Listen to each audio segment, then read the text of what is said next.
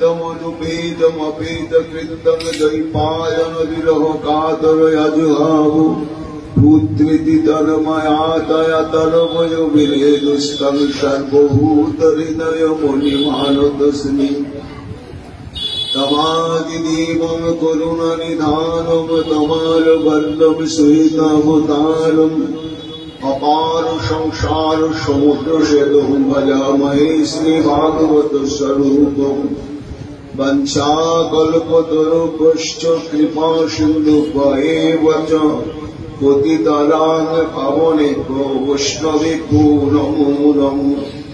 जय रूप सनातन भट्ट रघुनाथ श्रीजीव गोपाल भट्ट दास रघुनाथ भक्ति भरे मंदिर छय गोसाईर चरण यहाँ हईते विघ्न नाशे अभीष्ट पूरण। जय गौर भक्तवृंद गौर जदेर प्राण सबे मिले देवोरे निताय गौर भक्तिदान निताय गौर हरि बोल निताय गौर हरि बोल निताय गौर हरि बोल निताय गौर हरि बोल।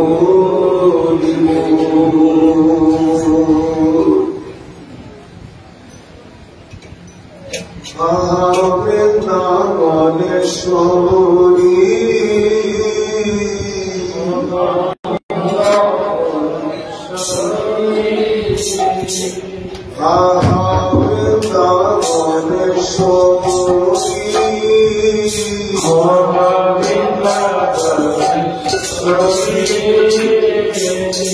तुम्हारो चरण फूले रोदनी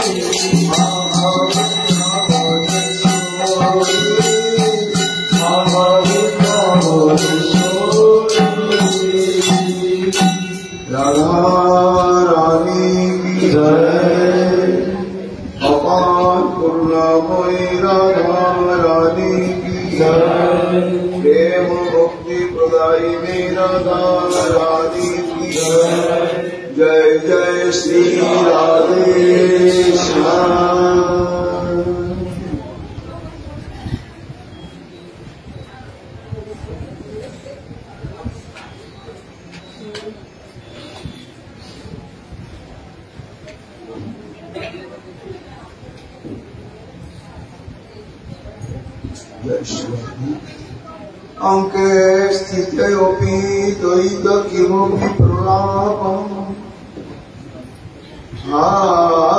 mohaniti madhuram তস্মাৎ শ্যামানুরাগমদ বিহ্বল মোহনাঙ্গী শ্যামামণির জয়তী কাপি নিকুঞ্জ শিলী। পরিযুক্ত পাবন অবতার প্রেম পুরুষোত্তম ভগবান শ্রীকৃষ্ণ চৈতন্য মহাপ্রভু বিশেষ কৃপা ভাজন লীলা পরিকর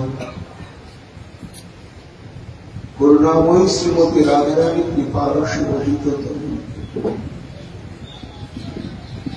শ্রীমৎ প্রবোধানন্দ সরস্বতী তাঁর শ্রী শ্রী রাধার সুসুধারিণী নামক শ্রীগ্রন্থ থেকে 47 সংখ্যক স্তোত্রে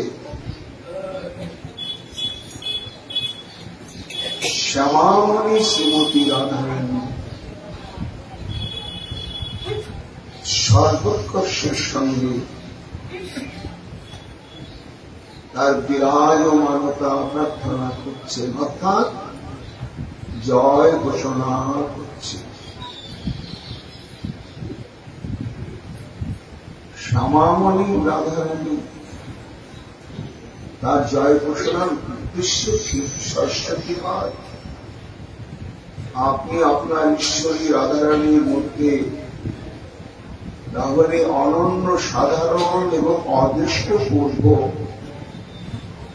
কোন বৈশিষ্ট্য, কোন মহিমা, কোন গুণ অনুভব করেছেন, আস্বাদন করেছেন? হ্যাঁ, করেছেন না? কেমন রাধা? শ্যামান রাগ মদ বিহ্বল মোহনাঙ্গ।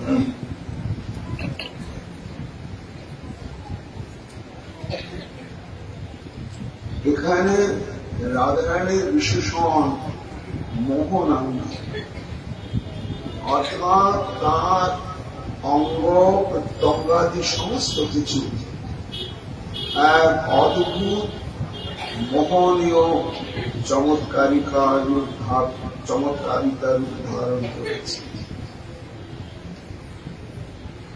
তার এই মোহনীয় রূপ প্রকাশের অন্তরালে কোন রহস্য ছিল কি? হ্যাঁ, সেই রহস্যই হচ্ছে শ্যামানুরাগ, এবং শ্যামানুরাগের প্রভাবটি এমন একটি চরম সীমায় গিয়ে পৌঁছেছে, যার প্রভাবে প্রভাবান্বিত হয়ে তিনি মদবিহ্বল দশা প্রাপ্ত হয়েছে। তা হঠাৎ এবং অনুরাগের চরমতম পরাকাষ্ঠা এই মদবিহ্বল দশা প্রাপ্ত হয়ে মোহনাঙ্গী রূপ ধারণ করলে কারণ ছাড়া তো কোন কার্য হতে পারে না।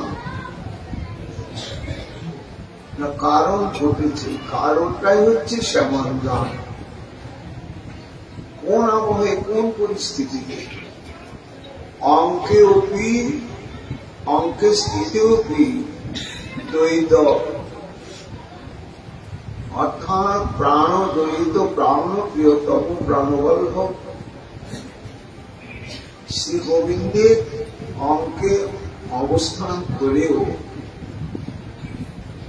যিনি হা মোহনেতি, হা মোহন, অর্থাৎ হে রমণী মোহন, হে মদন মোহন, কোথায় তুমি, কোথায় তুমি? অদ্ভুত গোবিন্দের কোলের মধ্যে বসে আত্মনাদ করছে এবং বিরহে এমন কাতর হয়ে পড়েছে, অবিশ্রান্ত নয়ন অশ্রু, শরীর প্রতপ্ত হয়ে উঠেছে এবং তীব্র বিরহজনিত বিকার সুর প্রকাশ পাচ্ছে। এইভাবে যিনি প্রিয়তম শ্রী গোবিন্দের বলে অবস্থান করেও হা কৃষ্ণ তুমি কোথায়, এইভাবে যিনি প্রলাপময় মধুর বাক্য উচ্চারণ করছেন, এমন যে মদবিবল মোহনাঙ্গী শ্যামা নায়িকা শিরোমণি আমার শ্রীমতী রাধারানী, তিনি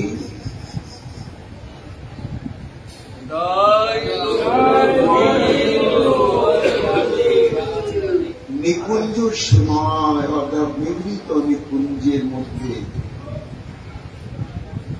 তিনি সর্বোৎকর্ষের সঙ্গে বিরাজিতা হচ্ছেন, বিরাজমানা হচ্ছেন, জয় যুক্ত হচ্ছেন। আমরা বলেছি জ্যামিতি বুঝতে গেলে যেমন আগেকার দিনে কোন কাকে বলে, সরলরেখা কাকে বলে, আয়তক্ষেত্র বর্গক্ষেত্র কাকে বলে, এগুলো যেমন জানতে হতো, তবেই জ্যামিতি বোঝা যায়।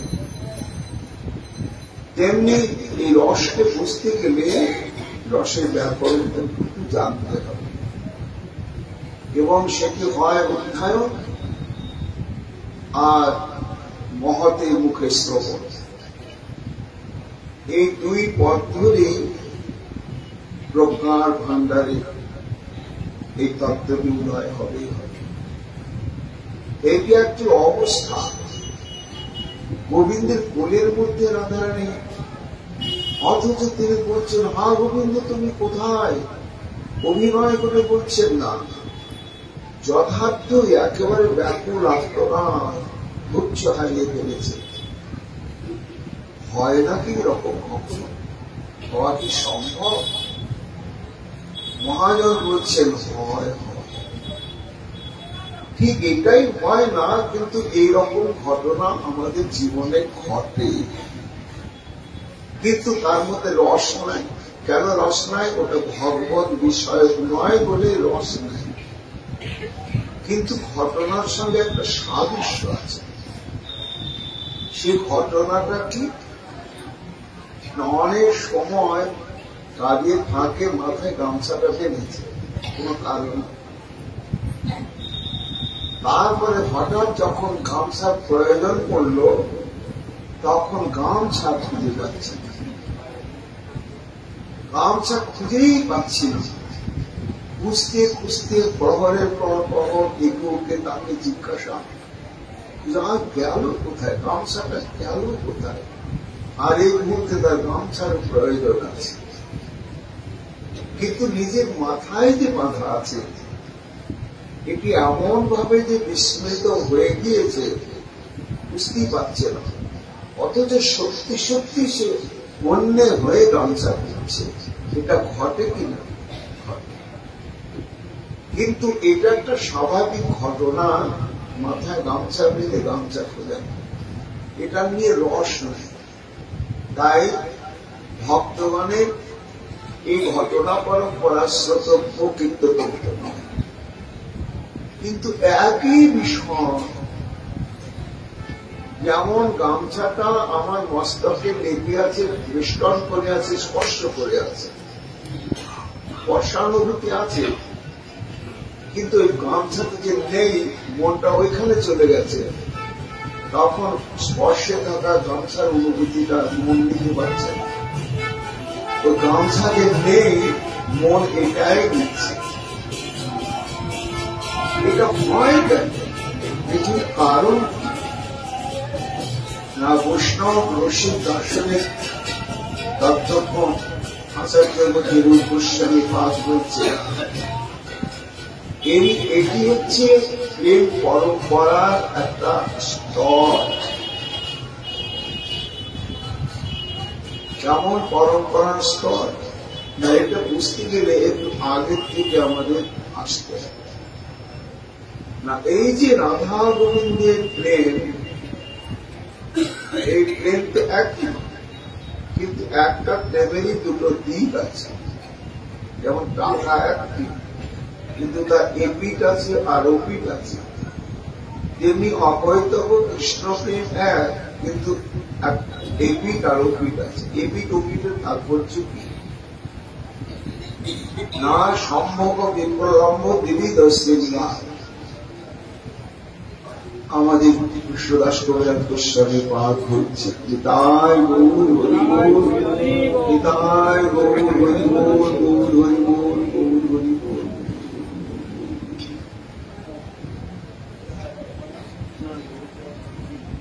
জয় জয়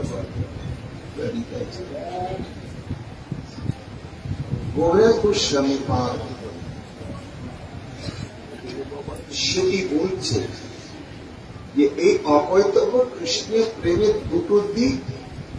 প্রেমটা টাকা যেমন এক তার রিপিটার উপর, তেমনি প্রেমের এক কৃতি হচ্ছে সম্ভব, আর এক কৃতি হচ্ছে বিপ্রলম্ব। তাই সম্ভব বিপ্রলম্ব দেবী দর্শিঙ্গার। সম্ভব অনন্ত অঙ্গ নাহি যাত্রা, সম্ভব অনন্ত প্রকার, কিন্তু অনন্ত প্রকার হলেও তার মুখ্যত্ব বিচার করে সেটাকেও চার ভাগে ভাগ করা হয়েছে। আর প্রেমের আরাকৃতি আছে বিপ্রলম্ব মানে বিরহ। সম্ভব মানে হচ্ছে মিলন, আর বিপ্রলম্ব মানে হচ্ছে বিরহ। এই সম্ভব হচ্ছে চার প্রকার: সংক্ষিপ্ত সম্ভব, সংকীর্ণ সম্ভব, সম্পন্ন সম্ভব এবং সমৃদ্ধিমান সম্ভব। অর্থাৎ রাধা গোবিন্দের যে মিলন হয় সেখানে উভয় উভয়কে নিবিড়ভাবে হৃদয়ের মধ্যে ধারণ করে। এই ধারণ করার ভেদ, এটাই ভেদের নামই হচ্ছে চার প্রকার: সংক্ষিপ্ত সম্ভব, সংকীর্ণ সম্ভব, সম্পন্ন সম্ভব এবং সমৃদ্ধিমান সম্ভব। এইবার সংক্ষিপ্ত সম্ভবের লক্ষণ কি, কোন লীলাকে বলা হবে এটা সংক্ষিপ্ত সম্ভব, এটা সংকীর্ণ? তার চুচেরা বিচার এবং দৃষ্টান্ত দিয়ে রূপী গোস্বামী পাঠ উজ্জ্বলে বলেছে। এই সম্ভব হচ্ছে চার প্রকার, আবার প্রত্যেকটি প্রকারই হচ্ছে ৮ প্রকার। সংক্ষিপ্ত সম্ভব ৮ প্রকার এবং সংকীর্ণ সম্ভব ৮ প্রকার, সম্পন্ন সম্ভব ৮ প্রকার, সমৃদ্ধিমান সম্ভব ৮ প্রকার। এই মিলে হচ্ছে ৩২ প্রকার হচ্ছে সম্ভব। আর প্রেমের ওই পিঠে আছে বিপ্রলম্ব মানে বিরহ। এই বিরহ আবার ৪ প্রকার: বিপ্রলম্ব চতুর্বিধ পূর্বরাগ মান, প্রবাসাত্ম প্রেম বৈচিত্র্য আখ্যা। অর্থাৎ এই প্রেমের যে বিপ্রলম্ব বা বিরহের দিক, এটার ৪টি অবস্থা। একটা নাম হচ্ছে পূর্বরাগ, একটা নাম হচ্ছে মান, একটা নাম হচ্ছে প্রবাস, আর একটা নাম হচ্ছে প্রেম বৈচিত্র্য। এরাও আবার প্রত্যেকে ৮ করে। পূর্বরাগ ৮ প্রকার, মান ৮ প্রকার, প্রবাস ৮ প্রকার, প্রেম বৈচিত্র্য ৮ প্রকার। তাহলে ৪ ৩২ হচ্ছে সম্ভব, আর ৪ ৩২ হচ্ছে বিপ্রলম্ব। এই হচ্ছে ৬৪ রসাত্মক রাধা গোবিন্দের প্রেম লীলা। এখন গোবিন্দের কোলের মধ্যে থেকে গোবিন্দ তুমি কোথায় দেখা দাও কাঁদছে, এটা বিরহ, মিলনের মধ্যে বিরহ। এই বিরহের নামই হচ্ছে প্রেম বৈচিত্র্য। প্রেম বৈচিত্র্য বলে কাকে না, ভরতমুনির সংজ্ঞা দিয়েছে, কিন্তু সেটি জড়জাগতিক নায়ক নায়িকা বিষয়। সেই সূত্র ধরে ব্রজের বিবিধ নিকুঞ্জের কিঙ্করী রূপমঞ্জরী তিনি রূপগোস্বামী হয়ে তিনি এই প্রেম বৈচিত্র্যের সংজ্ঞা কাকে বলা হয় বলছে প্রিয়স্ব সন্নিকর্ষেপি প্রেমোৎকর্ষ স্বভাবত যা বিশ্লেষ্য ধ্যাত্মস্তৎ প্রেম বৈচিত্র্যম উচ্যতে। অর্থাৎ প্রিয়স্য সন্নিকর্ষেপি, সন্নিকর্ষণ মানে কি?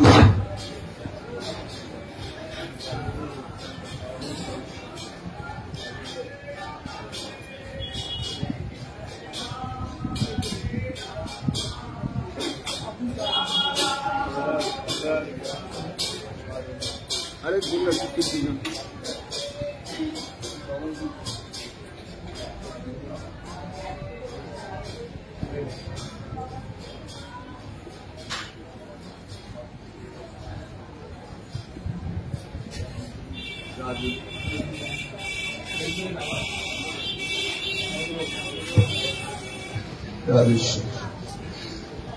প্রিয়স্য সন্নিকর্ষ, সন্নিকর্ষ মানে হচ্ছে কি একেবারে গোবিন্দের কোলের মধ্যে অবস্থিত থাকা সত্ত্বেও প্রেমোৎকর্ষ স্বভাব। উৎকর্ষ মানে প্রেম এক বৈচিত্র্যময় স্বভাব বিশিষ্ট হয়ে পাচ্ছি পাচ্ছি পাচ্ছি, প্রেমে মিলন হয়ে গেছে, ওইখানে প্রেমটা স্তব্ধ হচ্ছে না। এবার শ্যামের অঙ্গ স্পর্শজনিত অনুভবের কারতম অবস্থা, সেখানে প্রেম বাড়তে বাড়তে সূক্ষ্ম হতে হতে কখনো গোবিন্দকে কখনো রাধারানীকে অন্য রাজ্যে নিয়ে চলে যায়। বিশ্লেষ দেহাত্মীরা তখন ওই মাথায় গামছা আছে খুঁজে পাচ্ছি, গোবিন্দের কোলের মধ্যে যে রয়েছে, কোলের মধ্যে থেকে আনন্দ ভাবছেন গোবিন্দের লীলার কথা।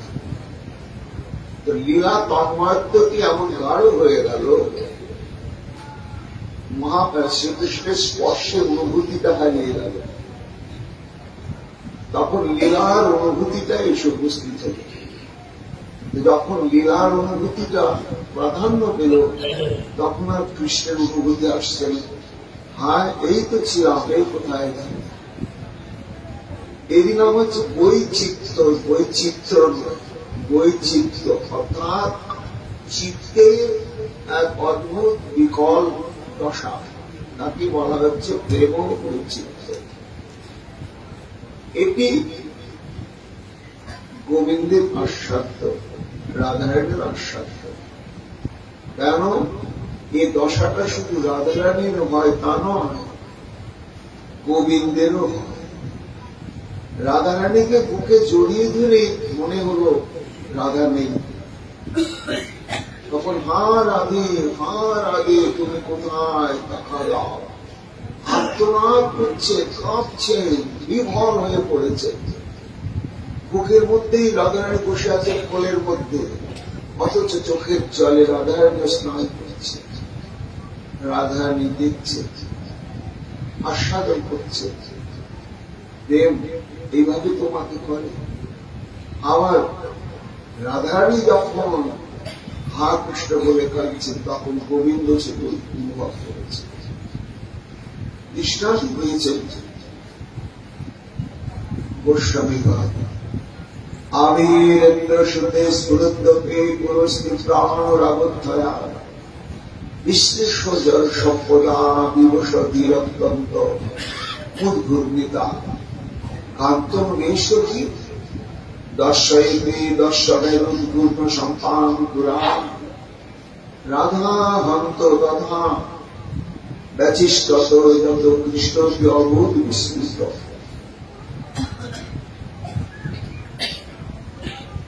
অর্থাৎ বিহার চলছে নিবিড় ভাবে গোবিন্দের সঙ্গে রাধারানী, রাধারানীর সঙ্গে গোবিন্দের আলিঙ্গন চুম্বন আদি ব্যবহার,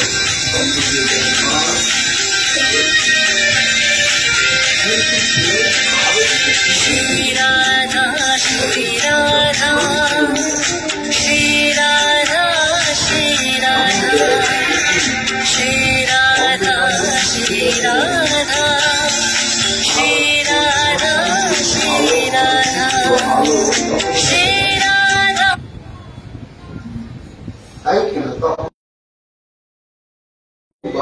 বাড়তে বাড়তে বাড়তে প্রেমিক বা প্রেমিকার ধারণ ক্ষমতার সীমানার বাইরে চলে যায়।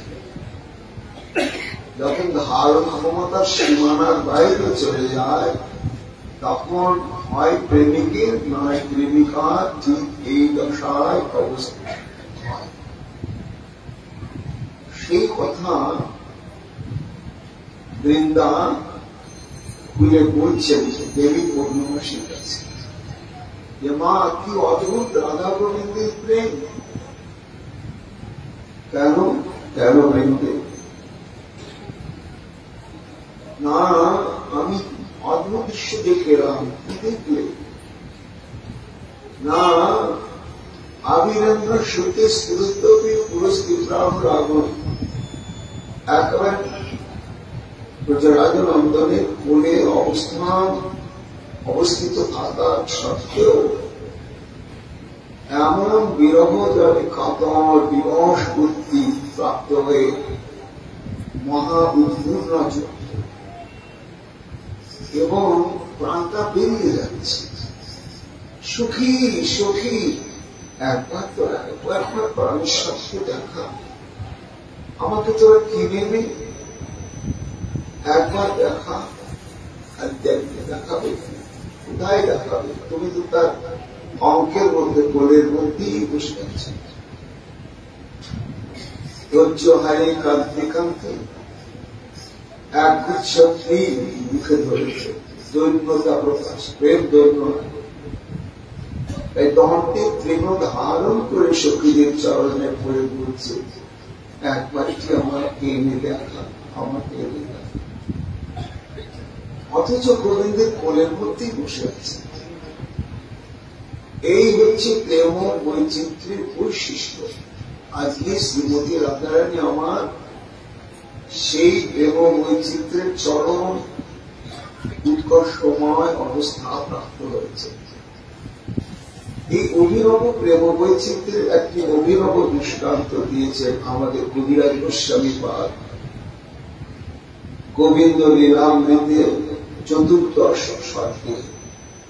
আর যদুনন্দন ঠাকুর সেই লীলা প্রসঙ্গে আবার পয়ার অনুবাদ করেছে, বাংলা পয়ারে অনুবাদ করেছে। মধ্যাহ্ন লীলা চলছে, নানা প্রকার বংশীচুরি, মধুপান, বন ভ্রমণ, জলবিহার ইত্যাদি সমাধান করে সখী পরিপুষ্ট এবং মধুমঙ্গল সুবোধ আছে, গোবিন্দ আছেন।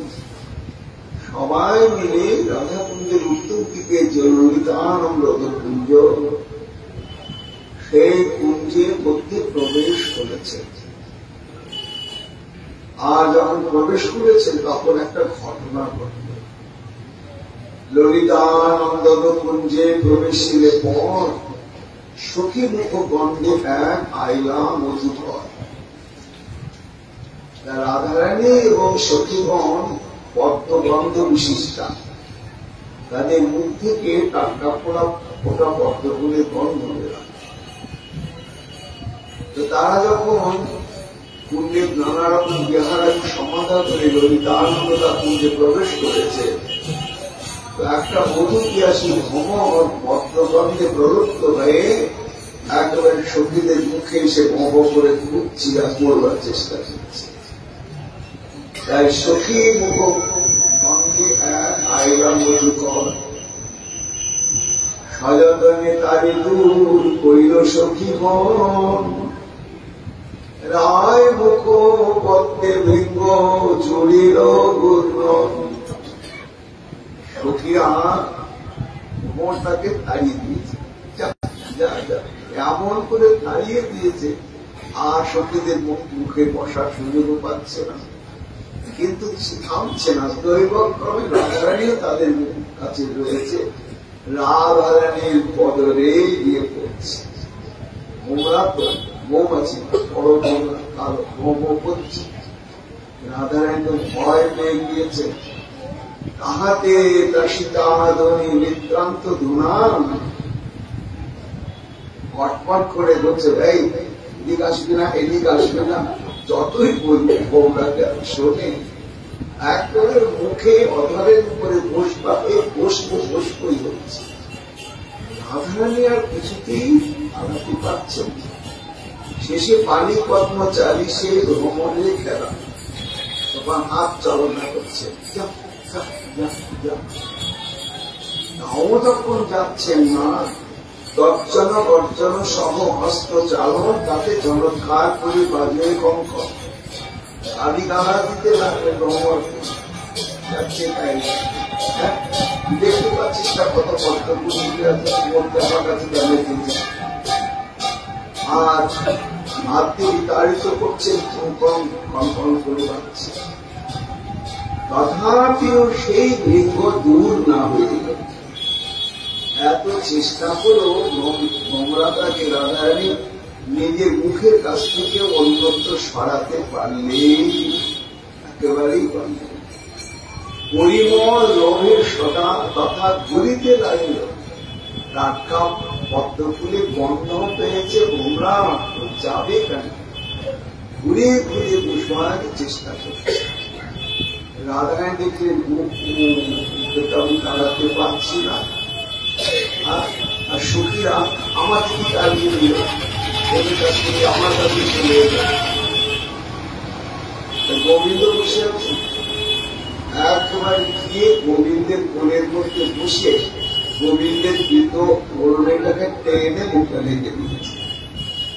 কোলের মধ্যে বসে, গোবিন্দের কোলের মধ্যে বসে গোবিন্দেরই কৃত করণেটাকে টেনে মুখটাকে ঢেকে দিয়েছে। তবে রায় ভয়ে কৃষ্ণ বসন পঞ্চলে, মুখ পদ্ম ঢাকি লুকাইলা পার্শ্বস্থলে। গোবিন্দের কোলে বসে ডেকে দিয়েছে, আর মুখটা ঢাকা পড়ে যাবে তো।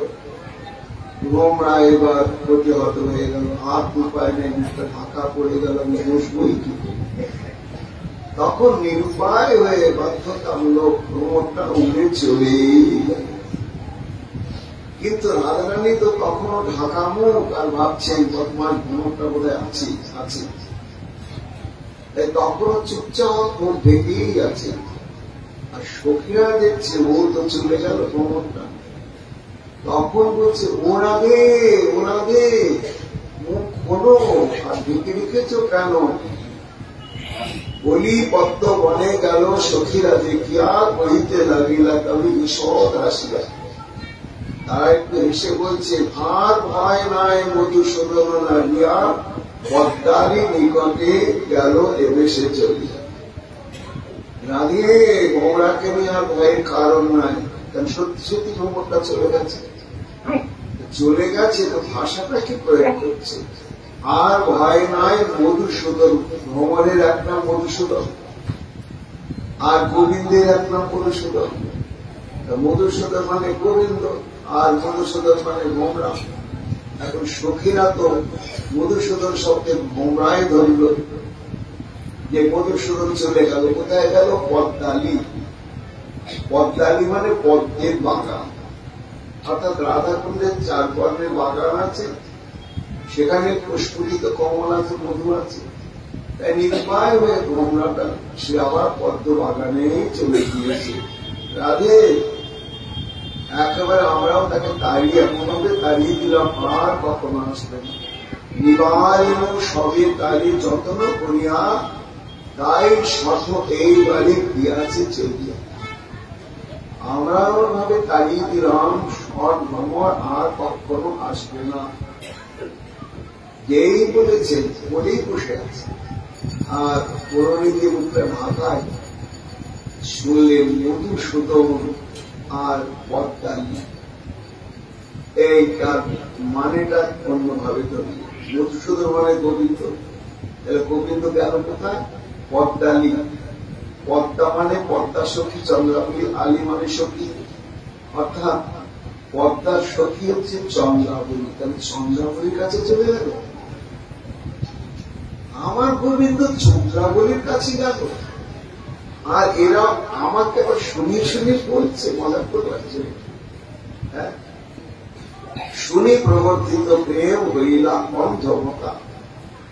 এই যে প্রেম উৎকর্ষতা প্রাপ্ত হতে হতে হতে হতে হতে যখন মন বুদ্ধির ধারণার সীমানা পার হয়ে গেল আর নিতে পারছেন, তখনই প্রেম বৈচিত্র্য দশা হৃদয় হল। নিকটে আছেন কৃষ্ণ দেখিতে না পান, স্ফুরিল বিরহ গেল বা চান সন্ধান। গেল আমার বন্ধু চলে গেল, কিন্তু গেল ওই প্রতিপক্ষা নায়িকা চন্দ্রাবলীর কাছে। গোবিন্দ দেখিয়া তাহার অপূর্ব চেষ্টিত, সখীরে নিষেধ কইলা করিয়া গেল। যখন রাধারানী এই মতো অবস্থা, গোবিন্দ আশ্চর্য হয়ে গেছে। আরে আমার মনের মধ্যেই তো বসে আছে, আমি যাবো, গেলাম কোথায়? আমি তো চাইনি, কিন্তু এরপরে কি দশা হয় সেটা আস্বাদন করবার জন্য সখীদের বলছে, চুপ, ওকে তোমরা জানিয়ে দিও না যে আমার কোলেই বসে আছে। এরপরে কি মজা হয় তোমরা ওইটা আস্বাদন করো, আমি আস্বাদন করি। তাই গোবিন্দ দেখিয়া তার অপূর্ব চেষ্টিত, সখীরে নিষেধ করিয়া ইঙ্গিত। এবার হইয়া কৃষ্ণের পক্ষ তাই সতী নন, বিস্ময় সে প্রেম চেষ্টা করে দর্শন। সখীগণ তখন এই প্রেম বৈচিত্র্য বধূ আস্বাদন করবার জন্য কৃষ্ণের পক্ষে অবলম্বন করিল। প্রেম বৈচিত্র্য ভাব বুদ্ধি শ্রীরাধা, অপূর্ব বিভ্রান্ত মতি হইল তাহা। প্রেম বাড়তে বাড়তে বাড়তে বাড়তে যখন চরম একটা অবস্থার সৃষ্টি হল, তখন শ্রীমতী রাধারানীর মোটা কান্তি এসেছে। কান্ত আসে যেন অন্য কান্তা স্থানে গেলা, এইভাবে প্রেমময়ী আকুল হইল। আমাকে নিয়ে এলে রাধা কুণ্ডী, বাহ! আর আমাকে কেন বসিয়ে রেখে চলে গেল চন্দ্রাবলীর কাছে? তুমি বসে আছে গোবিন্দের কোলে, ওটা মন নিচ্ছেন, একেবারে নিচ্ছেন। গোবিন্দ যে নেই, চলেই গেছে চন্দ্রাবলীর কাছে। মন কুণ্ড কুঞ্জে পদ্মারি আনিয়া, আমার বলাইল তারে নিভৃতে রাখিয়া, আক্ষেপ করছে, ছি ছি ছি ছি সখী, এই কুণ্ডটা তো আমার কুণ্ড, আর আমার কুণ্ডে তোমরা অষ্টসখী, তোমাদের কুঞ্জগুলো তো আমারই কুঞ্জ। আমারই কুঞ্জ, সেইখানে চন্দ্রাবলীকে আনল, আর আমাকে এখানে বঞ্চিত করে তার সঙ্গে ব্যবহার, মিথ্যার আশালাভ দৃষ্ট করিল আমার সনে, এবে আমার ছাড়িয়ে গেলা পদ্মারির স্থানে। কেমন সহিত ইহা সহন না যায়, অপমানে অনাদরে প্রাণ বাহিরা। আক্ষেপ করে কেঁদে ফেলেছে, একে অপমান, তাতে অনাদর। কি সখী তোমরা কিছুই বলছো না? ললিতা বলছেন, হ্যাঁ বলছি, শোনো। ললিতা কহেন, ইহা দৃষ্টি দৃষ্টতা, চিরদিন কোন জানি সর্বদা। তুমি তো জানো না তোমার ওই লম্পট নাগরের স্বভাবটা কেমন। ও কখনো একটা ফুলের মধ্যে লিপ্ত হয় না, শত ঘরিয়া।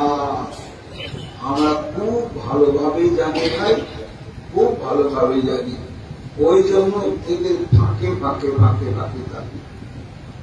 তুমি এতদিনও তার এই খারাপ অভ্যাসটা লক্ষ্য করো না, বুঝতে পারো না, তার জন্য সাবধান হও না। আর তোমারই বা দোষ, তুমি একেবারে গোবর ঘাটা আলাভোলা গোয়ালি হতো। তুমি সরলতায় লক্ষ্য করো নাই। তাহলে রাধারানী আমার একটা কথা শোনো। রাধারানী ভাবছেন, যা আমার দলে পেয়েছি বোধহয় ললিতা। হ্যাঁ ললিতা, কি বলছো? চলো চলো, আমরা ওখানে চলে যাই, আর এখানে থাকা হচ্ছে। দৃষ্ট অপর তোমার সঙ্গে ভালোবাসাবাসী ব্যবহার দেখাবার জন্য তোমাকে আদর করে নিয়ে এসে আর তোমার সামনে কিনা চন্দ্রাবলীর কাছে চলে গেল। আর না, আমার কথা যদি শোনো, চলো আমার এখান থেকে চলে যায়, এটা প্রয়োজন নয়, চলো ঘরে যাই। এই বলে ললিতা রাজাকে হাত ধরেছে, চলো চলো চলো। গোবিন্দের কোল থেকে টেনে তুলেছে, তখনও রাধাকে বুঝতে পারছেন না যে আমাকে কৃষ্ণের কোল থেকে টেনে নিল ললিতা। কিছু নিয়ে দিয়েছে, তোমরা দাঁড়ালো কি হলো, আবার দাঁড়াদাঁড়ি চলো। এই কপটের চক্রে আর থাকার দরকার, আমরা নিজেদের ঘর সংসার নিয়ে থাকবো। গৃহমুখী হইলেন যাইতে লইয়া, তাতে কৃষ্ণ বিরহে ভয়েতে ব্যাকুলা, দিনাত্মা হইয়া ধরি করিতে লাগিল। দাঁড়া ললিতা, সবই বুঝি, কিন্তু প্রভু যে মনটা মানছে। তুই যে বললি আমিও জানি, আমি জানি শত ঘরিয়া, সব জানি, সব বুঝি, কিন্তু নির্লজ্জ প্রাণ তবু কৃষ্ণ কৃষ্ণ বলেই ব্যাকুল, কৃষ্ণ কৃষ্ণ বলেই ব্যাকুল। এই পোড়া মনটাকে আমি রাজি করাতেই পারছি না, যা সম্বন্ধ নয় ওর দিকে তাকাবো না, সম্বন্ধ রাখবো না, কথা বলবো না। যতই সংকল্প করি মন কিন্তু হা কৃষ্ণ গোবিন্দ বলে দিবানিশি কাঁদছে। তাই দোষ নাহি গণে তার, দেখে গুণগ্রাম, দেখ আমি দোষ দেখি, কিন্তু আমার মনে ওর দোষ দেখে না। এইখানে বিপদ করে গিয়েছিল, ত্যাগ করতে পারছি না। যখন ত্যাগ করে দিব জন্মের মতো, আর সম্বন্ধ রাখবো না, মন তো ওটা মেনে নিতে পারছে না। এত সব করে কৃষ্ণ, তথাপি তাহার নিরক্ষিতে সাধ করে কি করি উপায়। এত জানি, এত বুঝি, সব কিছু নেই, তবুও তুই আমাকে ফিরে নিয়ে যেতে বলছিস। আর একটুখানি মুখখানা দেখবো না, একটুখানি না দেখে যাই বা কি করে, হাজারো ভালোবেসে ফেলেছি তো। তাই নিরক্ষিতে সাধ করে কি করি উপায়। কিন্তু চলেও তো গেল, আর তো দর্শনও পাবো না। আর দেখ চলে তো গেল, এখন যাওয়ার সঙ্গে সঙ্গে আমার কি হলো জানিস, কি হলো রাধে? যত কিছু গল্প মান সব চাল দূরে, মহিমা যতে কোমল যাও দিগন্তরে। আমি আর এসব চাই না, মান অভিমান ধৈর্য লজ্জা কোন শিক্ষিত হবে। গোবিন্দকে যদি হারালাম, সে যাক যেখানে যাক, কিন্তু সে যে আমার প্রাণ, জীবনের জীবন, আত্মার আত্মা, তাকে ছাড়া তো আমি এক মুহূর্তে বাঁচতেই পারবো না। এই জন্য যাতে কোনো মহিমা যাক দিগন্তরে, এই যে আমার একটা মহিমা আছে জগতের সতীগুলো শিরোমণি, তা এই সতীগুলো শিরোমণি, এই মহিমাটা আমার চলে যায়। যোগু অলক্ষে অপবাদ নিয়েছিল, কাল আমার প্রাণবল্লভ আমার মুখ জুড়েই থাক। গোবিন্দ দাঁড়িয়ে শুনছেন আর আস্বাদন করছে, আর নিজেই ভাবছে কি অদ্ভুত প্রেম। ধৈর্য লজ্জা ধৈর্যাদি যত সব চালু ছাড়ি, শোনো ললিতার করে করুণাম। আমার আর কোনো দরকার নেই, কাঠ কেনে ধরেছে ললিতার হাত ধরে প্রণাম করে বলছে, ললিতা ললিতা তোর পায়ে পড়ে বলছি, আমার একটা কথা রাখো। কি কথা? যাক যেখানে যাক, তবু তো আমার কৃষ্ণ, কাহা কৃষ্ণ প্রাণনাথ দেখাও আমার। একবার শুধু আমাকে একটু দেখা, একবার দেখা। গোবিন্দ দাঁড়িয়ে আছেন সামনে, কিন্তু দেখতে পাচ্ছেন না। আমাকে একটু এনে দেখা, দেখি আমার একটু প্রাণ বাঁচা।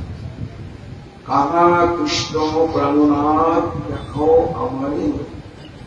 কইয়া ধরেন ধনী ললিতার ভেঙে পড়েছেন রাধারানী গোবিন্দ বিরহে। গোবিন্দের দাঁড়িয়ে আছে আর বলছে যা চন্দ্রাবলীর কাছে যা, তার যার কাছে যা, কিন্তু তবু আমার প্রাণবন্ধ, তাই দেখ রূপ লাগিয়ে কিছু, কারণ আমার কাঁচ আর রূপ দর্শন করবার জন্য আমার যতই বঞ্চনা করি। ললিতা বলছে ছি ছি ছি ছি, আর গুলো না বলো না। একে তো লঙ্কটের শিরোমণি, চতুর শিরোমণি, তারপরে যখন জানবে যে তুমি তাকে ক্ষমা করে দিয়ে তার বিরহে কাতর হয়ে পড়েছ, তার দোষটা তুমি ধরছই না, বদনাম করতে করতে তার গুণগুলোই তার কীর্তন করতে শুরু করেছ, তখন কিন্তু তার দুষ্টমিটা আরো বেড়ে যাবে, আরো বেড়ে যাবে, এবং পরিণামে তোমাকে কিন্তু যথেষ্ট কষ্ট দেবে, একেবারে কষ্ট পেতে হবে। দেখ যতই কষ্ট পেতে হোক, তবু একবার আমাকে দেখা। বলতে বলতে একেবারে এমন গান কৃষ্ণ করলেন রাধারানী, মনে হচ্ছে এই মুহূর্তে বোধ হয় গানটা বেরিয়ে যাবে, কিন্তু গোবিন্দ তো ওইখানেই রয়েছে। ওই তো তোমার সামনে তো গোবিন্দ, হ্যাঁ আমার সামনে, যে সামনের দিকে তারা গিয়েছে কি চলতে উঠেছে। কেন? গোবিন্দ তো ওইখানেই তো, জাননি কোথাও। আর গোবিন্দের সামনাসামনি যে মুখামুখি হয়ে তাকিয়েছেন, তা গোবিন্দের অঙ্গ প্রত্যঙ্গটা হচ্ছে আয়নার মতো, আর সেই আয়নাতে শ্রীমতী রাধারানীর প্রতিবিম্বটা প্রতিবিম্বিত হল। যে প্রতিবিম্বিত হল, তখন রাধারানী শুধু কৃষ্ণকে দেখতে পাচ্ছেন না, কৃষ্ণের সম্মুখে রাধারানীর দিকে মুখ করে আর একজন রমণী একেবারে হৃদয় সংলগ্ন হয়ে আছে। যেই দেখলে হয়ে গেল, যাকে দেখবার জন্য এত আকুপাক্য প্রাণ বেরিয়ে যাচ্ছে, সেই গোবিন্দকে দেখে ওটা যে নিজেরই প্রতিবিম্ব, অন্য কেউ নয়, সেটা বুঝতেই পারলেন না। এই তো দেখেছ, আমাকে ছেড়ে তো গেল গেল, আচ্ছা গেল গেল, আবার তাকে নিয়ে দেশে বুকের মধ্যে ধরে আবার আমাকে দেখাবার জন্য নিয়ে এসে দাঁড়িয়ে আছে। কোথাকার আবার মানে হৃদয় হয়ে গেল, নিজ প্রতিবিম্ব কৃষ্ণ অঙ্গে দেখিয়া পৃষ্ঠে আলিঙ্গিতা পদ্মারি ভাবিয়া। হ্যাঁ, পদ্মারি মানে চন্দ্রাবলী, একেবারে চন্দ্রাবলী তো আমার দিকেও ঠেকার করে তাকিয়ে আছে, আর লম্পট তাকে পিঠের দিকে আলিঙ্গন করে রয়েছে। আসলে নিজেরই প্রতিবিম্ব তো। ঈর্ষায় লজ্জায় রায় বিমুখী হইলা, অতিশয় ক্রোধে কাঁপিতে, একেবারে সত্যি সত্যি নিজের প্রতিবিম্বকে অন্য একটি রমণে মনে করে ক্রোধে ক্রোধে থরথর থরথর করে কাঁপতে লাগে। আর যখন কাঁপতে লাগলে ললিতা বলছেন কি হলো, আর কি হবে, কি হবে, কুণ্ডলতা হচ্ছে। কৃষ্ণের ইঙ্গিতে কহিলেন কুণ্ডলতা, এখনই দেখিতে কৃষ্ণের হইলা চেষ্টিতা। এবার সুভদ্রের স্ত্রী কুণ্ডলতা শ্রীকৃষ্ণের বউ, সে আছে রাধাকুণ্ড, সে বলছে ওরাধে, যে গোবিন্দকে দেখার জন্য তোমার প্রাণটা বেরিয়ে যাচ্ছিলে, তার সব দোষ তুমি কোন বলে ঘোষণা করলে, আর তাকে সামনে দেখে আবার তুমি এত ক্রোধে থরথর করে কাঁপছো কেন? কারণটা কৃষ্ণ আগমনে কেন সে আগ্রহতে ছিল? কৃষ্ণ সামনেই রয়েছে, আর দর্শনের জন্য যে তোমার তীব্র তৃষ্ণা, তীব্র ব্যাকুলতা, সেটা কোথায় আগে মিশিয়ে গেল আর তুমি পাচ্ছ না। এর কারণটা বিমুখী হইয়া গেলে কাঁপিতে লাগিলা। না না না না না, অবিলম্বে সুমিলিতা হও কৃষ্ণ সনে, সুখের সময় বিপরীত ভাব কেন? কুন্দলতা বলছেন যে তোমার কত সৌভাগ্য রাধারানী, দেখো যার দর্শন উৎকণ্ঠায় তুমি একেবারে প্রাণান্ত দশা প্রাপ্ত হলে, তার দেখো তোমার প্রতি কত অনুকম্পা, কত স্নেহ, কত প্রীতি। সে একেবারে দর্শন দেওয়ার জন্য, তোমার সঙ্গে করবার জন্য সামনে এসে দাঁড়িয়ে আছে। আর আকাঙ্ক্ষিত প্রীতমকে কেউ তোমার এই বিপরীত ভাব কেন? রাধারানী বলছে কিছু অন্ধা হয়েছিস, দেখতে পাচ্ছিস না? কেন কেন অন্ধা হবো কেন? মানিনী কহেন একে কৃষ্ণ পক্ষস্থলে দেখিতে পাও, ওই দেখো আঁকি মেলে, দেখো দেখো মুখের মাঝে কে, আমার সামনে দেখো কাকে নিয়ে এসেছে, কি করে সহ্য করা যায়? আমার কৃষ্ণ আমারই থাকবে, সেই কৃষ্ণের ভাগ আবার অন্য কাউকে দিতে হবে, এটা আমি মেনে নিতে পারবই না পারি। এই জন্য দেখ ভালো করে, যাহা দেখিবার তারে আমারে আনিলা, কপটে নেই ভালো রূপী তাহা দেখাইলা। এটাই দেখার জন্য তো তোরা বলে পেয়ে রাধাকুঞ্জ আমাকে নিয়ে এলি, আর পরিণামটা আমার এই হলো। তাহলে কি হবে? এইবার গোবিন্দ কথা বলছে, আর আগে কি বলো পটমট করে তাকাচ্ছে। তুমি অন্য কিছু দেখো না, শনি কৃষ্ণ কনকে যা ভাবিস মনে, সে এ নহে তথ্য শোনো সাবধান। গোবিন্দ বলছেন, হারাবে তুমি যেটা মনে মনে কল্পনা করে রেগে থাপ্থার করে কাঁপছো অথবা দংশন করছো, আগে আসল তত্ত্বটা জানো, শোনো, তারপরে তুমি ক্রোধ করো কি না করো সেটা বিচার করবে। আরে এর চন্দ্রাবলী নয়, তবে একটা রমণেই বলবে। সে রমণের পরিচয় কি ব্যাপার জানো না? আমি তোমাকে এখানে লিখে এই রাধাকুণ্ডের তীরে বনে ভ্রমণ করছিলাম, আর ভ্রমণ করতে করতে দৈব ক্রমে এই মূর্তি এসে আমাকে আলিঙ্গন করে জড়িয়ে ধরল। আমি তো চমকে গেলাম, আর আগে আমি তোমাকে ছাড়া অন্য রমণীকে জানি না, আর এই রমণীটা কি? তার এত বড় স্পর্ধা, একেবারে আপনের মতন আমাকে এভাবে ধরলে। আমি তখন জিজ্ঞাসা করলাম, তোমার পরিচয় কি? তোমাকে দেখিনি তো কোনোদিন, এই রাধা কুণ্ডের বনে তোমাকে দেখছি। তখন রাধে এর পরিচয়টা সে কি বললো, নিজের তার পরিচয় শোনো তুমি, তারপরে রাগ করো। চন্দ্রাবলী নয়, তব প্রিয়া রাধিকার প্রিয় সহচরী বনদেবী আমি সদা এই বলেছে।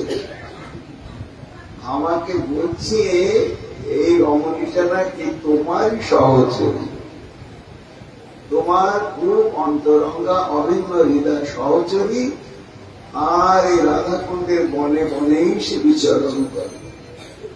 এই পরিচয় দিয়ে এত কহি আমার আলিঙ্গন করিল, কত ভঙ্গি করি, কত চুম্বনাদি করিল, আমাকে নিবিড় ভাবে আলিঙ্গন করল। আর আমি তার থেকে মুক্ত হতে পারলাম না। কেন না? নিশ্চয় বশীকরণ মন্ত্র জানি বা জাদু টাদু জানি, না হলে নিজ বিদ্যা বলে বলে পৃষ্ঠ লগ্ন করি।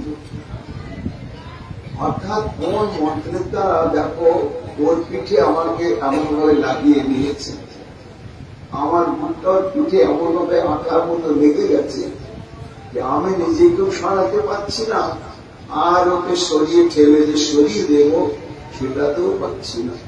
তাই নিজ বিদ্যা বলে মনে পৃষ্ঠ রগ্ন করি, রেখেছে আমি যতনে ছাড়াইতে নাই। আমাকে জাদুবিদ্যার দ্বারা ওর পিঠের সাথে আমার বুক এমন ভাবে লাগিয়ে রেখেছে আমি কিছুতেই ছাড়াতেই পারছি না। প্রার্থনা করি কত তবু না ছাড়া।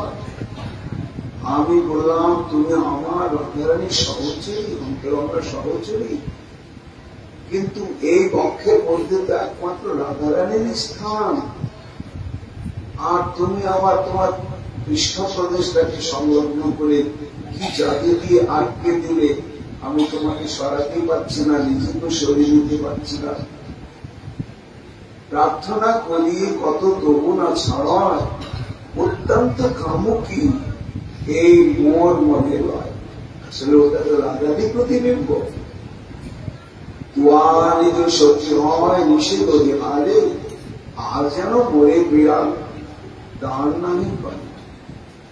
গোবিন্দ বলছে রাধে তোমারই তো সহচরী গো, তোমার পরিচিতা, কিন্তু আমার যে ভীষণ কষ্ট হচ্ছে তুমি বুঝতে পারছো না। এইভাবে আঠার মতো লেগে গেছে আমার বুকের সঙ্গে ওই টিপটা, কিছুতেই আমি ছাড়াতে পারছি না। যে মন্ত্র বলে ওই আটকে দিয়েছে ওই পারবে ছাড়াতে, তোমারই তো সহচরী, তুমি একটু বলো ওটা একটু ছাড়িয়ে দিই। কহিলে ললিতা সকল তথ্য তবে রায় খাদু, কহিলে রধিরা ধ্বনি আনত। তখন ললিতা ফিসফিস করে রাজানের কানে গিয়ে বলছে, মুখদিনী উন্মাদিনী আধুয়া চিনতে পারছ না, ওটা অন্য কোন রমণী নয়, ওটাও তুমি, তোমারই প্রতিবিম্ব করেছে শ্যামসুন্দরের পক্ষে। কেন?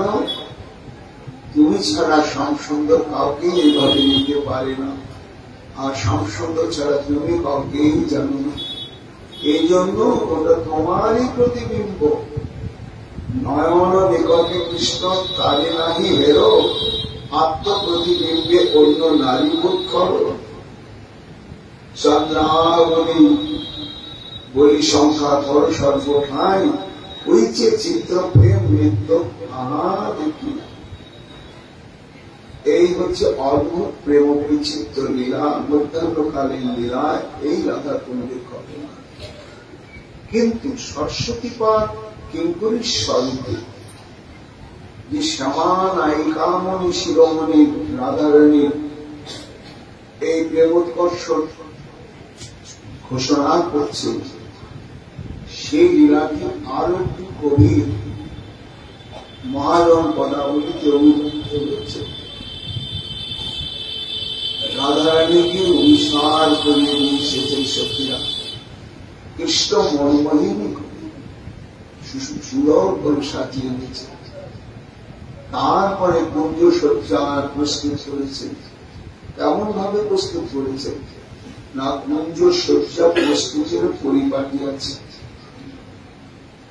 এমন ভাবে সাজাতে হবে, কুসুম দিয়ে এমন অদ্ভুত অদ্ভুত চিত্রাবলী প্রকাশ করতে হবে, যার নায়ক নায়িকা দর্শনের মাত্রেও উদ্দাম বিলাস স্পৃহা একেবারে উদ্বেলিত হয় জোয়ার হিসেবে।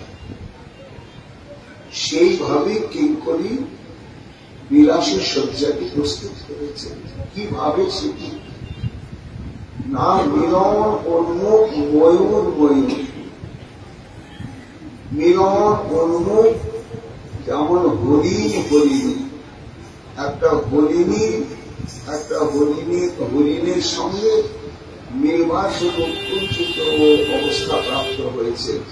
সেই ছবিটা হরিণের গায়ের রঙে ফুলের পাপড়ি দিয়ে দিয়ে সজ্জার উপরে এমন ভাবে চিত্র রচনা করেছেন, যা দর্শন করার সঙ্গে সঙ্গে নায়ক নায়িকা অন্তঃকরণে পরস্পরকে হৃদয়ে পাওয়ার জন্য অপ্রতিহত লালসার উদয় হবেই হবে। না গরু সঙ্গে রঙ্গে যাব বিরসরে কুঞ্জে সুতরি দুই পাশ। অভিসারের পরে প্রাথমিক আলাপন, প্রাথমিক সেবা সুসম্পন্ন হল, পরস্পর পরস্পরের কুশলাদি হল, তারপরে সেখানে সংক্ষিপ্ত ভোজন হয়। ভোজন অন্তে শয্যায় গমন, শয্যায় গমন করে শয্যার এই বিরল উন্মুখ চিত্রাবলী দর্শনে ক্রিয়াকৃতমে অন্তঃকরণে কাম বান তাদের হৃদয়কে বৃদ্ধি করতে থাকে। তখন দুজনে বিরল উন্মত্ত রসনা প্রাপ্ত হয়। এটি অনুভব করে কিঙ্করীগণ তখন অন্যান্য সখীগণকে সরিয়ে দিয়ে কুঞ্জদ্বার বদ্ধ করে দেন এবং প্রয়োজনের নিভৃতে কখনো কুঞ্জের ভেতরেই থেকে যান, আর না হলে কুঞ্জের বাইরে কক্ষ রঙের নয়ন দিয়ে থাকে। কুঞ্জের সুতলি পুজো পাশ এমন করে শুনে শয্যাটা রচনা করেছেন কিঙ্করীগণ। দুজন শয়ন করবেন তো বালিশ একটা, সিধানের বালিশ একটা, একটা বালিশে দুজন শয়ন করবেন কি করে সম্ভব তো না। তাহলে আর একটা বালিশে কি প্রয়োজন ছিল না? না সখীরা জানে যে গোবিন্দের বালিশের প্রয়োজন আছে, আমার রাধারানীর বালিশের প্রয়োজন নেই। কেন না? রাধারানী হচ্ছে বাম বাহুই, গোবিন্দের বাম বাহুই হচ্ছে রাধারানীর বালিশ। কৃত লালিশ ভুজ বালিশ আলিশ নাহিতে, জগৎ আনন্দ ঠাকুর বলছে। কৃত লালিশ অর্থাৎ রাধারানী বহুদিনের লালসাত্মক স্বপ্ন যে শ্যামের সুবল সুদল বাহুটাকে বালিশ করে নিশ্চিন্তে আমি একেবারে বধুর অঙ্গের স্পর্শে সুখনিদ্রা যাবে, এটাই লালসা আজকে পূর্ণ হয়েছে। তাই কৃত লালিশ পুজো বালিশ আলিশ নাহিতে, এমন আলিশ এসেছে যার চুকছে না।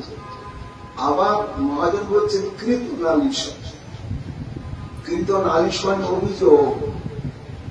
গোবিন্দ বলছেন রাধে এসো এই বালিশে শয়ন করো, একটু নিচু হয়ে নাসিকা পঞ্চার করে নালিশ অভিযোগ। কেন? আমি একা নয়, 1000 জন ওটাকে বালিশ করেছে, 1000 জনের ব্যবহৃত ওই বালিশ আমি মাথা রাখবো না, যাও যাও যাও।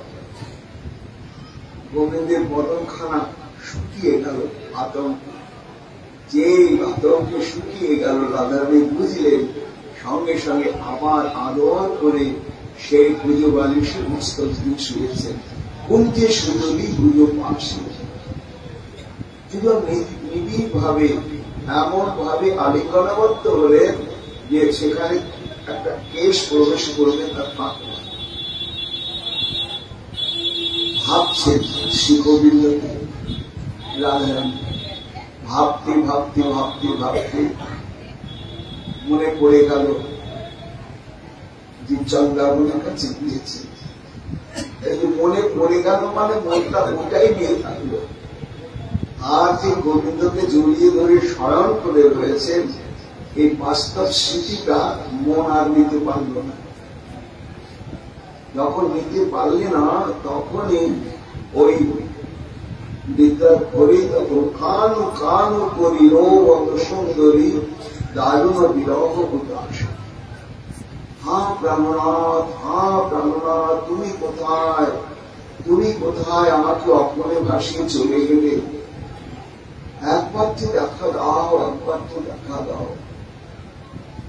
এ সখী আরো কি কখনে না যায়? দশাটি কেমন হল? কি করি পরস্পর বলা বলি করছি, দেখো দেখো দেখো আমাদের নায়িকা শিরোমণি রাধারানীর দশাটা কেমন। আচল হেম আচলে রোজই চল খোঁজি বিরত আন্থায়, চাবিটা আচলে বাঁধা আছে, আর আঁচলটা খাদ্যের পড়ে আছে, চাবি খোঁজা হচ্ছে, খুঁজে খুঁজে খুঁজে খুঁজে পাওয়া যাচ্ছে।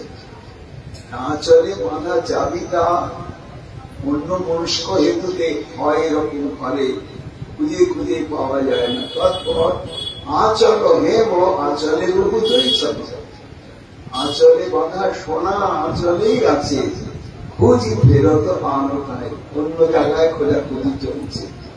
কাহাগে ও সৌরসিক সোনা করো মহে জলপথি লাগি। আমি তো গালমন্দ করি নাই, তাকে ব্যথা দেওয়া কোনো কথা বলি নাই, কি দোষে বলি তুমি আমাকে ছেড়ে চলে গেলি। কাতর হই মহিদলের হই মদন দহনের যার গোবিন্দের বুকের মূর্তি রাধারানী প্রিয়টি রায়ক বিরহে কানু গেল সচকিত, বয়ানে বাণী নাহি স্ফুরি। রাধারানীর প্রেম মহিমা অনুভব করছে রসিকেন্দ্র মৌলী শ্রী গোবিন্দ। এই প্রেম, এই প্রেম, এই তো বাবু বুঝে তো মস্তকটা আছে, আমাকে জড়িয়ে ধরে আছে, অথচ এত ব্যাকুলতা আমার জন্য। এই প্রেমের কি বৈশিষ্ট্য? রায় তো বিরহে কানো ধর সচকিত, বয়ানে বাণী নাহি স্ফুর। প্রিয় সহচরিলে করে করো মা ধরি, গোবিন্দ দাস। তখন ইঙ্গিতে সহচরীকে কাছে রাখলেন। কেন না, প্রত্যেকটা জিনিসের একটা সীমা আছে। রাধারানীর বিরহটা যখন সীমার অতীত চলে গেল, স্মৃতিটা ফেরানো যাচ্ছে না যে আমি আছি, আমি আছি তো, আমি নেই তা নয়। স্মৃতিটা গোবিন্দ চেষ্টা করে ফেরাতে পারছে না। আর এই স্মৃতি না ফেরাতে পারলে রাধারানীর বিরহ কাতরতা উত্তরোত্তর বাড়তেই থাকবে এবং দশমী দশায় নেবে। তাই নিরুপায় হয়ে তখন কিঙ্করীগণকে ডাকল। আর তারা তো ছিলেনই কিঙ্করী ভাবে সরস্বতী পাঠ। এই যে পুজো বালিশে মস্তক রাখার পরে শ্রীমতী রাধারানীর প্রেমোৎকণ্ঠা, প্রেমোৎকর্ষ দর্শনা, এটি হচ্ছে শ্যামানুরাগ মদনী বল মোহন। উচ্ছ্বাসে বললেন, হা রাধে তুমি আমার ঈশ্বরী এবং প্রেমের মহাপ্রকাশ তোমার মধ্যে সম্ভব, ব্রহ্মাণ্ডে আর কারোর মধ্যে প্রকাশ সম্ভব নয়। এই জন্যই তুমি একা রাধা, তুমি একাই রাধা, তোমার জয় হোক, জয় হোক, জয় হোক। শ্যামানায়িকা বলা হতো কেন? সরস্বতী পাঠ আমি শ্যামানায়িকা বললেন কেন? না, শ্যামানায়িকা হচ্ছে নায়িকা গণের একটা শ্রেণী, একটা বিশেষ ধরনের নায়িকাকে বলা হয় শ্যামা নায়িকা। তো কি ধরনের গুণ থাকলে তাকে শ্যামা নায়িকা বলা যাবে? না, রসশাস্ত্র বলছে শীতকালে ভবে উষ্ণা, গ্রীষ্মকালে চ শীতলা, পদ্মবর্গী মুখম যস্যা সা শ্যামা পরিকীর্তিতা। শাস্ত্র বলছে শীতকালে যার শরীরটা গরম, প্রাকৃতিক ভাবে সবসময় তার শরীরটা গরম, হাত দিলে ভালো লাগে। শীতকালে একটু গরম বস্তুতে হাত দিলে যেমন আরাম লাগে, এই জন্য যে নায়িকার অঙ্গ শীতকালে স্বাভাবিকভাবে উষ্ণ থাকে, গ্রীষ্মকালে চ শীতলা, আর গরমকালে স্বাভাবিকভাবে ঠান্ডা থাকে। তখন গরমকালে গায়ে হাত দিলেই শীতল হয়ে গেল, শীতল। এবং যার মুখে সর্বক্ষণ সত্য প্রস্ফুটিত পদ্মফুলের গন্ধ, এই লক্ষণ বিশিষ্ট যে নায়িকা তাকে শ্যামা পরিকীর্তিতা, তাকে শ্যামা নায়িকা বলা হয়। তো আমার রাধারানী শুধু শ্যামা নায়িকা নয়, এই অনন্ত কোটি ব্রহ্মাণ্ডে যত শ্যামা নায়িকা আছে তাদের মধ্যে একেবারে অনন্য সাধারণ শিরোমণি।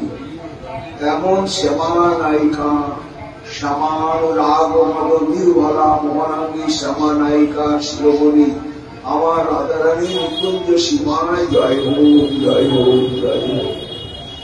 পরবর্তী শ্লোকেতে আবার কি স্ফূর্তি হলো আগামীকাল তার শরীর কীর্তন রাধা আর শ্বশুরানীকে এখানে বিশ্রাম লাভ করছে।